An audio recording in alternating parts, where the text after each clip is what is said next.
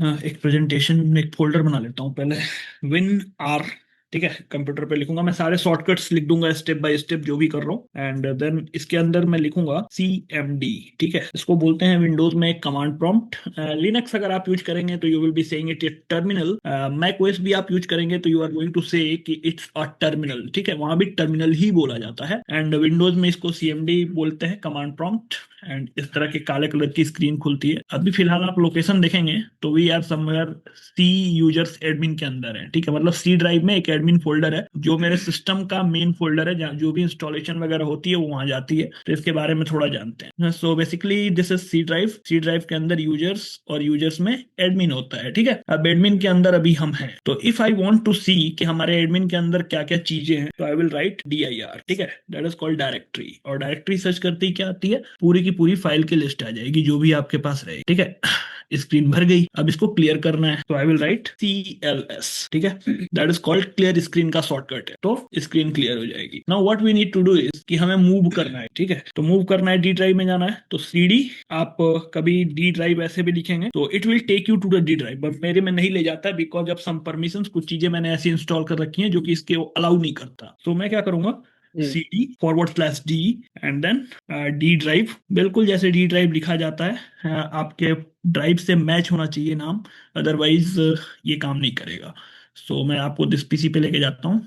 अब देखिए यहाँ D लिखा हुआ है, इसके साथ दो डॉट्स मिलते हैं, ठीक है। That is called colon, colon बोलते हैं इसको। एंड हम कॉलन को क्या करेंगे कि हम कॉलन पे रखेंगे।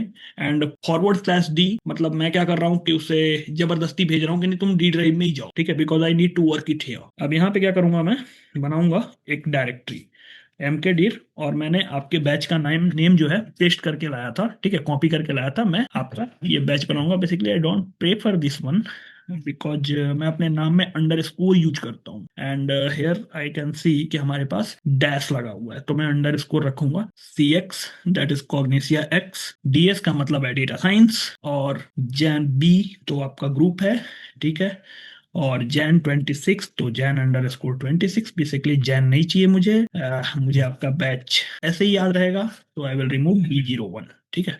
DS B01, ये आपका फोल्डर का नाम होगा। अब इससे पहले मेरे पास ये फोल्डर नहीं था, ठीक है।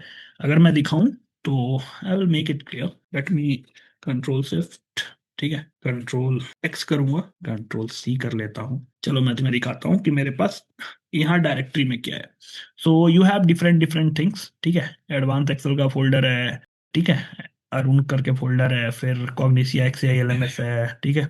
फिर जुलाई PDF वगैरह ऐसे ऐसे करके रखा हुआ है, ठीक है। देन हम क्या करने वाले हैं कि we need to create our folder here, ठीक है। तो अगेन मैं CLS टाइप करूंगा, स्क्रीन क्लियर हो जाएगी। Ctrl+V करता हूँ, और ये मैं कॉपी करके ले गया था। So this will be your folder.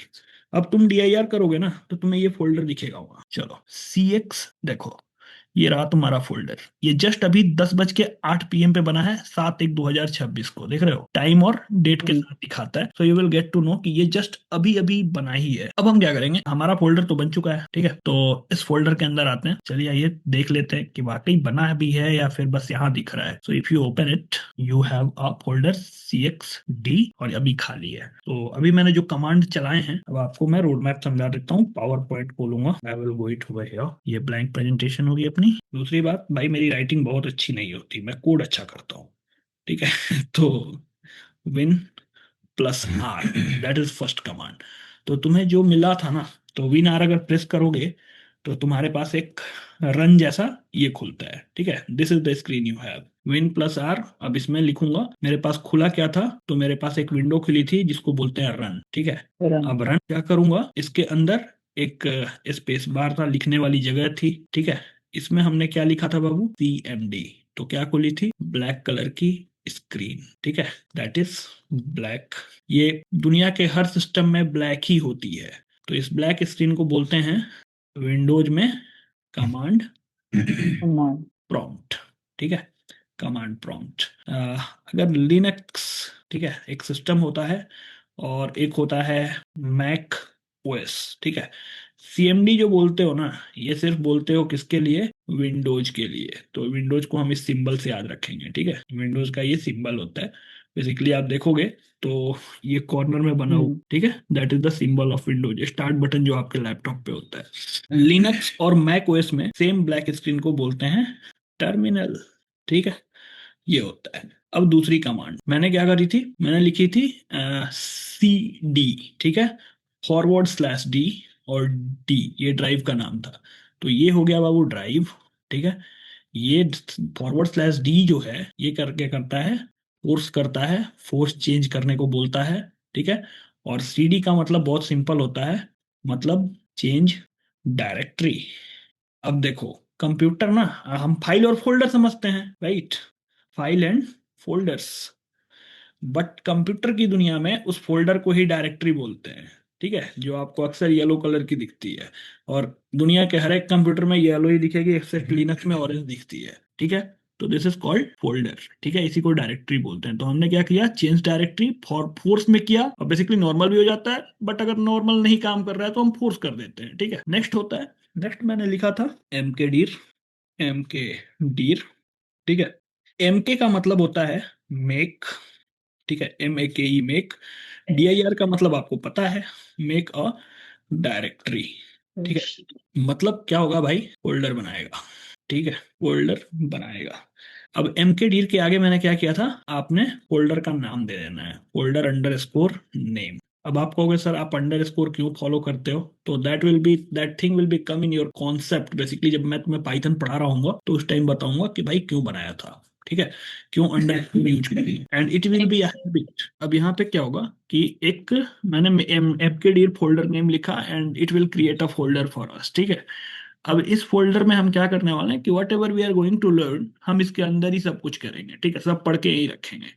And क्यों मैं ऐसा स्ट्रक्चर फॉलो करता हूँ, why should I do this, तो बेसिकली क्या होता है, हम जो फॉलो करेंगे, मेरी पढ़ाई जो है, मैं आपको शुरू से इंडस्ट्री ग्रेड का स्ट्रक्चर पढ़ाऊंगा, ठीक है, कि जब आप कंपनी में जाओगे तो how can you keep your files very clearly, ठीक है। इंडस्ट्री ग्रेड का स्ट्रक्चर पढ़ेंगे कि अगर हम आईटी में स्विच करते हैं ना, आईटी में ही जाना है, तो आईटी में अगर आप जाते हो तो you need to follow some structures and all, ठीक है, तो ये हम करने वाले हैं and we are doing it in a better way. तो हमने अभी दो तीन चीज करी, अब देखो what does a data scientist do, ठीक है, what does a data data scientist. Scientist do, ठीक है। तो डेटा साइंटिस्ट जो है ना, ऐसे ही नहीं काम करेगा।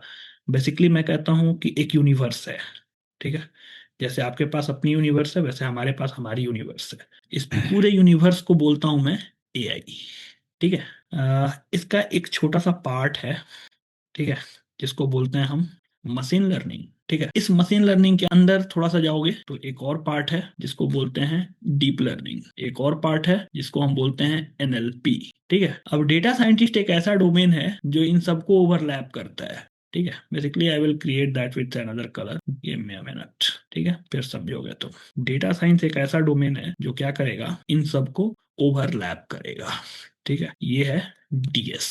डीएस वाले बंदे को क्या आएगी, अब एमएल वाला जो बंदा है ना, ये तो बंदा एआई वाला है, ठीक है, मशीन लर्निंग एनएलपी और डीप लर्निंग ये एआई का सब फील्ड है। डीएस वाले के पास रहेगी नॉलेज मैथ्स की, ठीक है, मतलब मैथ्स में क्या जानेगा वो, stats, probability, some time linear algebra also, calculus भी इसको आती है, ये मतलब बहुत चालाक बंदा है। इसको एनालिसिस आती है, ठीक है, इसको पावर बीआई भी आती है, ठीक है, और इसको टैबल्यू भी आता है, प्लस ये मशीन लर्निंग भी जानता है, ठीक है, ये मशीन लर्निंग को भी जानता है, ये एनएलपी भी कर लेता है, ये डीप लर्निंग भी कर लेता है। तो basically this is how it mats.